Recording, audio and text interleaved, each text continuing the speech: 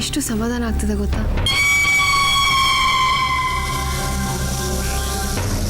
ಯಾಕೆ ಇಷ್ಟು ದಿನ ಯಾವುದಾದ್ರೂ ಚಿಂತೆ ಕಾಡ್ತಾ ಇತ್ತಾ? ನನಗೆ ಯಾವ ಚಿಂತೆ ಇಲ್ಲ.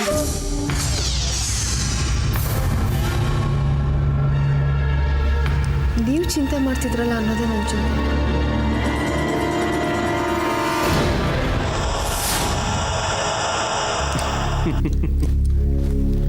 ನನಗಂತೂ ಯಾವ ಚಿಂತೆನೂ ಇಲ್ಲಪ್ಪ.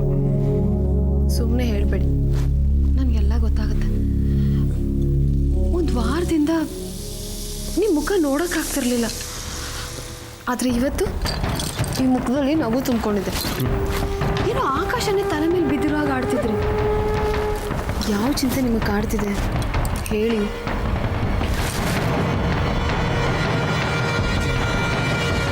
ನನಗೆ ಯಾವ ಚಿಂತೆನೂ ಕಾಡ್ತಾ ಇರಲಿಲ್ಲ. ಏನೋ ಒಂದು ಸಣ್ಣ ವಿಷಯದ ಬಗ್ಗೆ ತಲೆ ಕೆಡಿಸ್ಕೊಂಡಿದ್ದೆ. ಆ ವಿಷಯ ಏನು ಅಂತ ಆಮೇಲೆ ಹೇಳ್ತೀನಿ. ಮೊದಲು ನಿನ್ನ ಬಗ್ಗೆ ಹೇಳು.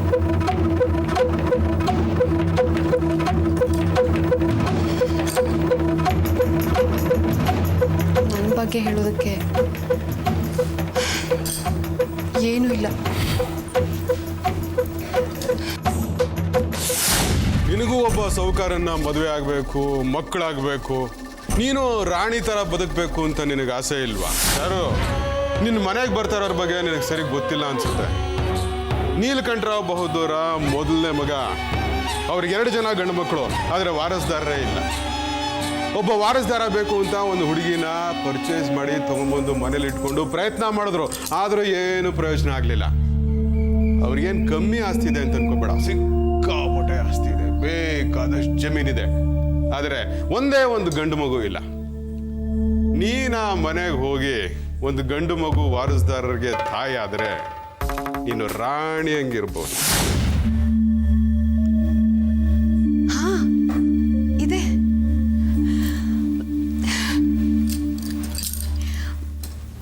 ನನಗೆ ನಿಮ್ಮ ಮೇಲೆ ಎಷ್ಟು ಪ್ರೀತಿ ಇದೆ ಗೊತ್ತಾ?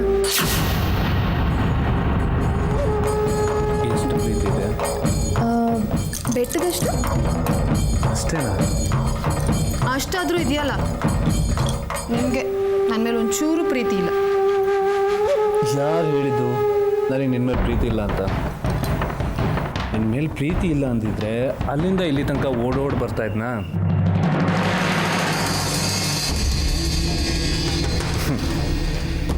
ದಿನಕ್ಕೊಂದು ಸಲನಾದರೂ ನಿನ್ನನ್ನು ನೋಡದೇ ಇದ್ರೆ ನನ್ನ ಮನಸ್ಸಿಗೆ ಸಮಾಧಾನನೇ ಇರಲ್ಲ ಗೊತ್ತಾ?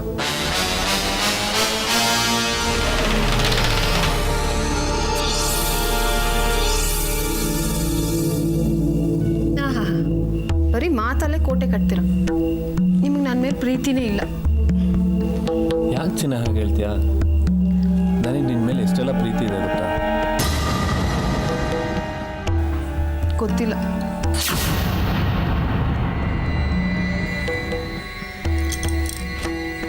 ದಿನಕ್ಕೆ ಒಂದ್ಸಲ ಬರ್ತೀರಾ, ಹೊರಟೋಗ್ತೀರಾ. ಇದೇನಾ ನಿಮ್ಮ ಅಮರ ಪ್ರೇಮ?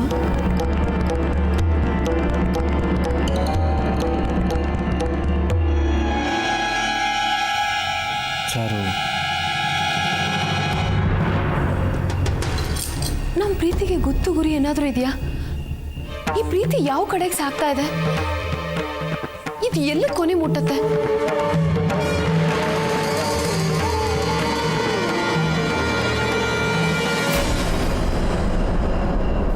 ನನ್ನ ಮಾತು ಕೇಳಿ ನಿಮಗೆ ನಗು ಬರ್ತಾ ಇದೆಯಾ? ಅದಕ್ಕಲ್ಲ ಚಿನ್ನ. ನೀನು ಈ ಪ್ರಶ್ನೆನ 15 ದಿನದ ಮುಂಚೆನೇ ಕೇಳಿದಿದ್ರೆ ನನ್ನ ಹತ್ರ ಉತ್ತರ ಇರ್ತಿರ್ಲಿಲ್ಲ. ಈಗ ಇದೆ. ನಮ್ಮ ಪ್ರೀತಿಗೆ ನೆಲೆ ಇದೆ, ಗುರಿ ಇದೆ. ನಮ್ಮ ಪ್ರೀತಿ ಆ ಗುರಿ ಕಡೆ ಸಾಗುತ್ತೆ. ನನಗೇನು ಅರ್ಥ ಆಗ್ತಿಲ್ಲ. ಸಮಯ ಬಂದಾಗ ತಾನಾಗೆ ಅರ್ಥ ಆಗುತ್ತೆ. ಆ ಸಮಯ ಯಾವಾಗ ಬರುತ್ತೆ? ನೀನಿಂಥ ಹುಚ್ಚುಚ್ಚು ಪ್ರಶ್ನೆಗಳನ್ನು ಕೇಳೋದು ನಿಲ್ಲಿಸ್ತಾನೆ.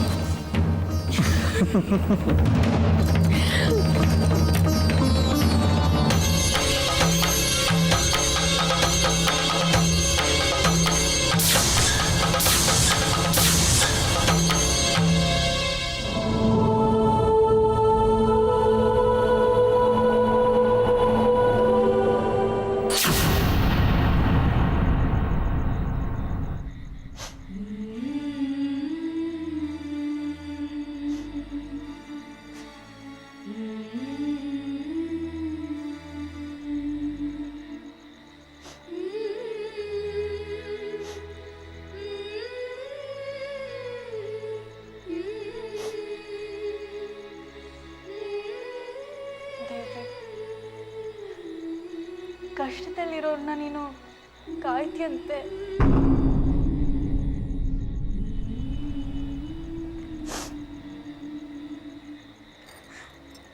ನನ್ನ ವಿಷಯದಲ್ಲಿ ಇದು ಸುಳ್ಳಾಗೋಯ್ತು.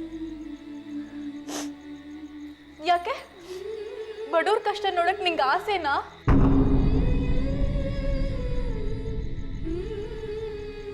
ನಾನು ಏನ್ ತಪ್ಪು ಮಾಡಿದೆ ಅಂತ ನಂಗೆ ಈ ರೀತಿ ನೀನು ಶಿಕ್ಷೆ ಕೊಡ್ತಿದ್ಯಾ?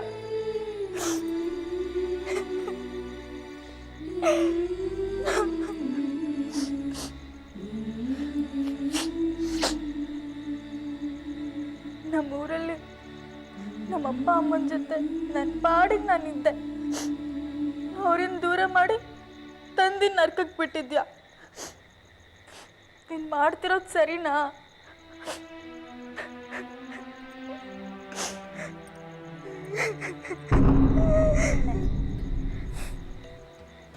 ಅವನ ಪ್ರೀತಿ ಸಿಗುತ್ತೆ ಅಂತ ಇಲ್ಲಿವರೆಗೂ ಬಂದೆ. ಆದ್ರೆ ಇಲ್ಲೋದ್ರೆ ನನ್ನವರು ಅಂತ ಯಾರೂ ಇಲ್ಲ. ನನ್ನ ಇಷ್ಟ ಕಷ್ಟ ಕೇಳೋಕ್ಕೂ ಯಾರೂ ಇಲ್ಲ. ಹೊಟ್ಟೆ ಹಸಿದ್ರು ಒಂದೊತ್ತು ಊಟ ನೀರು ಹಾಕೋಕ್ಕೂ ಗತಿ ಇಲ್ಲ.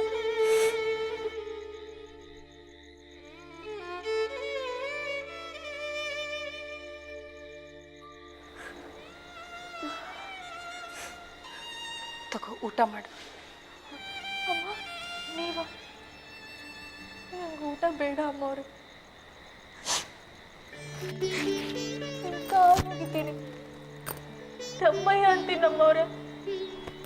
ನನ್ನ ನೂರಕ್ಕೆ ಕಳಿಸ್ಕೊಡಿ. ನಮ್ಮ ಅಪ್ಪ ಅಮ್ಮನ ಜೊತೆ ಇರ್ಬೇಕು. ನಾನು ಅವ್ರ ಜೊತೆನೇ ಇರ್ತೀನಿ. ದಯವಿಟ್ಟು ನಾನು ಇಲ್ಲಿರಲ್ಲ ಅಮ್ಮವ್ರೆ, ಕಳಿಸ್ಕೊಡಿ.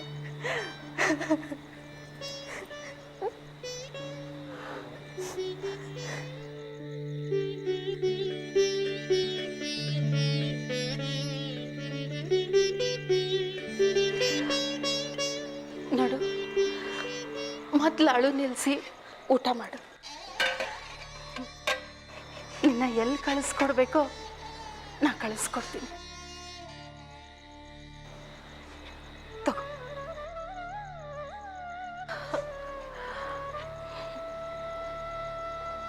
ನೋಡು, ನನ್ನ ಮೇಲೆ ನಂಬಿಕೆ ಇಲ್ವಾ ನಿನಗೆ? ನನ್ನನ್ನು ನಂಬು, ನಾ ಖಂಡಿತ ಕಳಿಸ್ಕೊಡ್ತೀನಿ. ತಗೋ, ಮೊದಲು ಊಟ ಮಾಡು.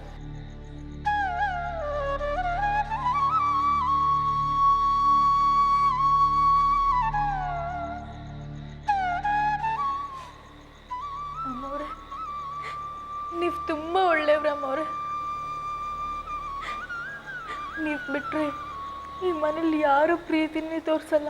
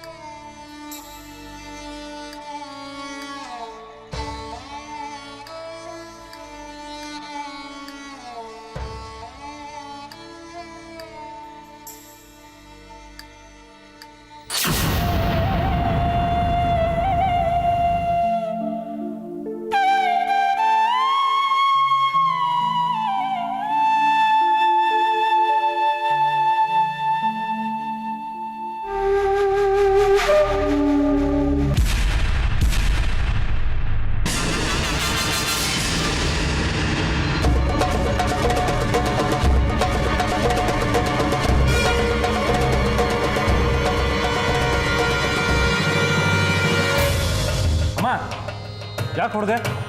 ಬರೀ ಹೊಡೆದೆ ಅಷ್ಟೇ. ನಾನು ಬರ್ತಿರೋ ಕೋಪಕ್ಕೆ ಇನ್ನೂ ಏನೇನು ಮಾಡ್ತೀನೋ ನನಗೆ ಗೊತ್ತಿಲ್ಲ. ಅಂತ ಕೆಲಸ ನಾನು ಏನು ಮಾಡಿದೆ ಇವಾಗ? ಏನು ಮಾಡದ್ನ? ಇನ್ನೂ ಏನು ಮಾಡಬೇಕು ಅಂತಿದ್ಯಾ? ಈಗ ಮಾಡಿರೋದು ಸಾಲ್ದ? ಕತ್ತೆ ಬಡವ, ಯಾಕೋ ಹೀಗೆ ನಡ್ಕೋತಾ ಇದೀಯಾ? ಈ ಮನೆ ಹಿರಿ ಮಗ ನೀನು. ಈ ಮನೆ ಮರ್ಯಾದೆ ಬೆಳೆಸೋದು ಉಳಿಸೋದು ನಿನ್ ಕೈಯಲ್ಲಿದೆ. ನೀನೇ ಹೀಗೆ ನಡ್ಕೊಂಡ್ರೆ ಹೇಗೆ? ನಿಮ್ಮಪ್ಪ ವಾಪಸ್ ಬಂದು ಕೇಳಿದ್ರೆ ಏನು ಉತ್ತರ ಹೇಳಿ? ರಾವ್ ಬಹದ್ದೂರ್ ಮನೆತನಕ್ಕೆ ಮಸಿ ಬಳಿತಿದೆಯಲ್ಲ, ಯಾಕೋ ನಿನಗಿಂತ ದುರ್ಬುದ್ಧಿ ಬಂತು? ಸಾಕು ಸುಮ್ಮನೆ ರಮ್ಮ, ಭಾರಿ ವಂಶ ನಮ್ಮ ಮುತ್ತಾತ 3 ಮದುವೆ ಆಗಿದ್ರಂತೆ, ಅದು ತಪ್ಪಲ್ಲ ಅಲ್ವಾ? ನಮ್ಮ ತಾತ ಅವ್ರನ್ನ ಕಡಿಮೆ ಆಟ ಆಡಿದಾರ?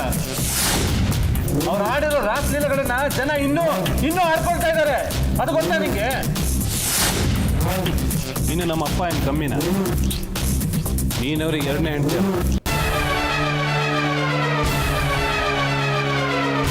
ಮುತ್ತಾತ ಧರ್ಮಛತ್ರ ಕಟ್ಟಿಸಿದ್ರು. ನಿಮ್ ತಾತ ಪ್ರತಿ ವರ್ಷ ವೆಂಕಟೇಶ್ ದೇವ್ರ ದೇವಸ್ಥಾನದಲ್ಲಿ ಬಡವ್ರಿಗೋಸ್ಕರ ಸಾಮೂಹಿಕ ಮದುವೆ ಮಾಡಿಸ್ತಾ ಇದ್ರು. ಮುತ್ತಾತ ತಾತ ಎಲ್ಲರೂ ಪುಣ್ಯ ಕಾರ್ಯ, ಯಾತ್ರೆ, ದೇವರು, ದಿಂಡ್ರು ಅಂತೆಲ್ಲ ಮಾಡ್ತಾ ಇದ್ರು. ಬಡವರು ಮನೆ ಮುಂದೆ ಕಷ್ಟ ಅಂತ ಬಂದ್ರೆ ಕೈ ಎತ್ತಿ ದಾನ ಮಾಡೋರು. ಇದು ಯಾವುದು ನಿನಗೆ ಗೊತ್ತಿಲ್ವಾ? ಅವ್ರ ಒಳ್ಳೆ ಗುಣಗಳನ್ನೆಲ್ಲ ನೀನ್ ಯಾಕೋ ಕಲೀಲಿಲ್ಲ? ಅವ್ರು 3 ಮದುವೆ ಮಾಡ್ಕೊಂಡ್ರು, ಇವ್ರು 2 ಮದುವೆ ಮಾಡ್ಕೊಂಡ್ರು. ಅವೆಲ್ಲ ಮರ್ತೋದ ವಿಷಯ. ಈಗ ನೀನ್ ಹೇಗಿದೀಯಾ ಅದು ಮುಖ್ಯ. ನಿನಗೊಬ್ಬನಿಗೆ ಅಲ್ಲ, ಗೌರಿಗೂ ಇದು ಮುಖ್ಯ ಆಗತ್ತೆ. ನೀನ್ ಹಾದಿ ತಪ್ಪಿದ್ರೆ ಅದರ ಪರಿಣಾಮ ಗೌರಿ ಜೀವನದ ಮೇಲೆ ಬೀಳತ್ತೆ ಕಣೋ. ಅವಳಿಗೆ ನಾನೇನು ಕಮ್ಮಿ ಮಾಡಿದ್ದೀನಿ ಈಗ? ಹೆಚ್ಚಿಗೆನೇ ಮಾಡಿದೀಯಾ. ನಿನ್ ನಡವಳಿಕೆ ಗೊತ್ತಾಗಿ ಅವಳು ಸಂಕಟ ಪಡ್ತಾ ಇದ್ದಾಳೆ, ಕಣ್ಣೀರಲ್ಲಿ ಕೈ ತೊಳಿತಿದ್ದಾಳೆ ಕಣೋ. ನಮಗ್ ಒಳ್ಳೇದಾಗತ್ತಾ ಹೇಳು? ಈ ಮನೆ ಮಹಾಲಕ್ಷ್ಮಿ ಅವಳು. ನಿಮ್ ತಾತ ನಿಮ್ಮಪ್ಪ ಏನೇ ಮಾಡಿದ್ರು ಅದರ ಪರಿಣಾಮ ನಿನಗಾಗೋದಿಲ್ಲ. ಯಾಕೆಂದ್ರೆ ನೀನೊಬ್ಬ ಗಂಡಸು. ಅವ್ರು ಏನ್ ಮಾಡಿದ್ರು ಏನ್ ಅಂದ್ರೂ ನೀನ್ ತಲೆ ಎತ್ಕೊಂಡು ತಿರುಗಾಡ್ತಿದೀಯ. ಆದ್ರೆ ನಿನಗೆ 2 ಹೆಣ್ಮಕ್ಳಿದ್ದಾರೆ, ಅದನ್ನ ಮರಿಬೇಡ. ಅಂದ್ರೆ ನನಗೆ ಗಂಡು ಮಗು ಇಲ್ಲ ಅಂತ ಹಂಗಿಸ್ತಾ ಇದೆಯಾ? ಇಲ್ಲ ಜಗದೀಶ, ಹುಚ್ಚುಚ್ಚಾಗಿ ಮಾತಾಡಬೇಡ. ಆ ಹೆಣ್ಮಕ್ಳ ಭವಿಷ್ಯದ ಬಗ್ಗೆ ಯೋಚನೆ ಮಾಡು ಅಂತ ಎಚ್ಚರಿಕೆ ಕೊಡ್ತಿದ್ದೀನಿ. ನಮ್ಮ ವಂಶದವ್ರು ಮಾಡಿರೋ ಒಳ್ಳೆ ಕೆಲಸನ ಮಾಡು, ಕೆಟ್ಟ ಕೆಲಸ ಮಾಡಬೇಡ ಅಂತ ಹೇಳ್ತಾ ಇದ್ದೀನಿ. ಇಂಥ ನಡತೆ ಕೆಟ್ಟ ಅಪ್ಪನ ಮಕ್ಕಳು ಅಂತ ನಿನ್ನ ಮಕ್ಕಳು ಅನ್ನಿಸ್ಕೋಬಾರ್ದು ಅಂತಾನು ಹೇಳ್ತಾ ಇದ್ದೀನಿ. ಸಾಕು ನಿಲ್ಸಮ್ಮ ನಿನ್ನ ಉಪದೇಶ. ಹೇಗಿರಬೇಕು ಏನು ಮಾಡಬೇಕು ಅಂತ ನನಗೆ ಚೆನ್ನಾಗಿ ಗೊತ್ತಿದೆ. ಅಪ್ಪ ಯಾರನ್ನ ಕೊಟ್ಟಿಗೆಯಲ್ಲಿ ಗೂಡು ಹಾಕಿ ಹೆಂಡತಿ ಹೇರ್ದಿದ್ರೆ ಏನು ಅವಳ ಹತ್ರ ಹೋಗುವಂತ ಶ್ರೀಕಾಂತಂಗೆ ಬಲವಂತ ಮಾಡ್ತಾ ಇದ್ದಾರೆ. ಅದು ಸರಿನಾ? ಅವನಿಗೆ ಹೆಂಡತಿ ಇದ್ರು ಇನ್ನೊಬ್ರ ಹತ್ರ ಹೋಗ್ಬೋದಾ? ಶ್ರೀಕಾಂತನೇ ಈ ವಂಶಕ್ಕೆ ವಾರಸ್ದಾರನ್ ಕೊಡ್ಬೇಕಾ? ಯಾಕೆ ನಾನು ಗಂಡಸಲ್ವಾ? ನನಗೆ ಹುಟ್ಟೋ ಮಗು ಈ ವಂಶಕ್ಕೆ ವಾರಸ್ದಾರ ಯಾಕೆ ಆಗ್ಬಾರ್ದು? ಇಲ್ಲ, ನನಗೆ ಬುದ್ಧಿ ಹೇಳಕ್ ಬರ್ತಾರೆ.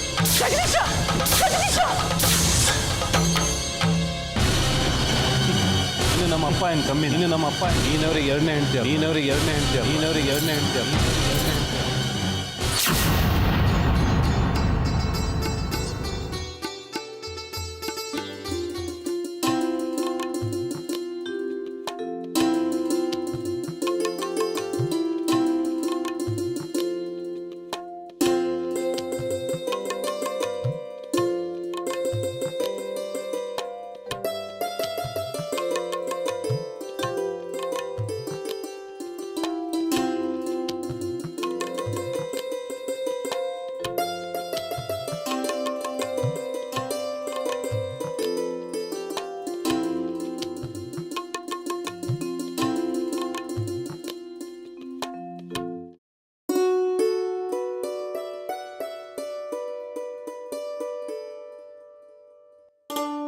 ಅಮ್ಮ ಅವರೇ, ಮನೇಲಿ ಎಲ್ಲರೂ ಸೌಖ್ಯನಾ? ದೇವರ ಅನುಗ್ರಹದಿಂದ ನಾವೆಲ್ಲರೂ ಚೆನ್ನಾಗಿದ್ದೀವಿ. ನೀವು? ನಿಮ್ಮಂಥವ್ರ ಕುಟುಂಬದ ನೆರಳು ಸಿಕ್ಕಿದ ಮೇಲೆ ಚೆನ್ನಾಗಿಲ್ಲದೆ ಇರೋಕ್ಕಾಗುತ್ತಾ ಹೇಳಿ? ನಮ್ದೇನಿದೆ ಅರ್ಚಕ್ರೆ, ಎಲ್ಲ ದೇವರ ಅನುಗ್ರಹ. ಅರ್ಚಕರೇ, ಬರೋ ವಿಜಯದಶಮಿ ದಿವಸ ನಮ್ಮ ಮನೇಲಿ ಪೂಜೆ ನಡಿಬೇಕು. ಅದನ್ನು ಮುಂದೆ ನಿಂತು ನೀವೇ ನಡೆಸ್ಕೊಳ್ಳಿ. ಆಗಲಿ ಸಾವುಕಾರೆ. ನೋಡಿ ಅರ್ಚಕರೇ, ಪೂಜೆಗೆ ಏನೇನು ಸಾಮಾನು ಬೇಕೋ ಎಲ್ಲ ಹೇಳಿ ಕಳಿಸಿ, ಒಂದು ಬಿಡ್ದಂಗೆ ತರಿಸ್ತೀನಿ. ಆದರೆ ಪೂಜೆ ಮಾತ್ರ ನೇಮ ನಿಷ್ಠೆಯಿಂದ ಆಗಬೇಕು, ಯಾವುದೇ ಲೋಪ ಆಗೋದು ಬೇಡ. ನೀವು ಆ ಮನೆಗೆ ಮಹಾಲಕ್ಷ್ಮಿ ತಾಯಿ. ನೀವು ಇದ್ ಕಡೆ ಪೂಜೆಗೆ ಸಾಸಿವೆ ಕಾಳಷ್ಟು ಬಂಗ ಬರಲ್ಲ ಬಿಡಿ. ಹೌದು, ನಮ್ಮಾಕೆ ಹೇಳಿದ ಮೇಲೆ ಮುಗೀತು. ಆದರೆ ಉದ್ದೇಶ ಮಾತ್ರ ನಾನು ಹೇಳಿದ ಪ್ರಕಾರನ ನಡೀಬೇಕು. ನಮ್ಮ ಮನೆ ಪೂಜೆ ಆದ ಗಳಿಗೆಯಿಂದ ದೆಸೆ ಕೂಡಿ ಬರಬೇಕು. ನನ್ನ ಸೊಸೆಗೆ ಗಂಡು ಮಗು ಆಗಬೇಕು. ನಮ್ಮ ವಂಶೋದ್ಧಾರಕ ಅದೃಷ್ಟನ ಒತ್ತು ತರಬೇಕು. ಲಲಿತಾ,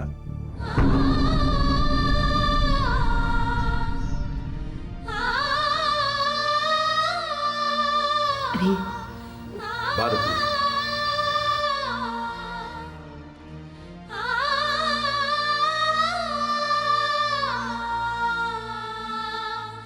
ರೀ, ನಮ್ಮ ಸೊಸೆಗೆ ಆರೋಗ್ಯವಾಗಿರೋ ಮಗು ಹುಟ್ಟಲಿ, ಅದಕ್ಕೆ ಪೂಜೆ ಮಾಡಿಸೋಣ ಅಂತ ಮನೇಲಿ ಹೇಳಿದ್ರಿ. ಹೇಳಿದ್ದೆ. ಏನೀಗ? ಮತ್ತೆ ಇಲ್ಲಿ ಬಂದು ಗಂಡು ಮಗುನೇ ಆಗಬೇಕು, ಅದಕ್ಕೆ ಈ ಪೂಜೆ ಅಂತ ಹೇಳಿದ್ರಲ್ಲ. ಅಲ್ಲ, ಇವತ್ತಲ್ಲ ನಾಳೆ ಹುಟ್ಟೋ ಮಗುಗೆ ಈ ಅರ್ಚಕರು ಪೂಜೆ ಮಾಡಿ ಬದಲಾಯಿಸಕ್ಕಾಗತ್ತ? ಬ್ರಹ್ಮಲಿಪಿನ ಅಳಿಸಕ್ಕಾಗತ್ತ? ನೀವು ಮಾಡ್ತಿರೋದು ಸರಿನಾ? ಸರಿನೇ, ನನ್ನ ದೃಷ್ಟಿಲಿ ಎಲ್ಲಾನು ಸರಿನೇ. ನಿನ್ನ ಪುರಾಣ ಎಲ್ಲ ನನಗೆ ಬೇಕಾಗಿಲ್ಲ. ಆನೆ ನಡೆದಿದ್ದೆ ದಾರಿ ಅಂತಾರಲ್ಲ, ಹಾಗೆ ಈ ಸಾವುಕಾರ ಹೇಳಿದ ಮಾತೇ ಮಾತು. ಇನ್ನು ನನಗೆ ಬುದ್ಧಿ ಹೇಳಕ್ಕೇನು ಬರಬೇಡ. ನನಗೆ ನನ್ನ ವಂಶ ಬೆಳೆಸೋ ವಾರಸ್ದಾರ ಬೇಕು ಅಷ್ಟೇ.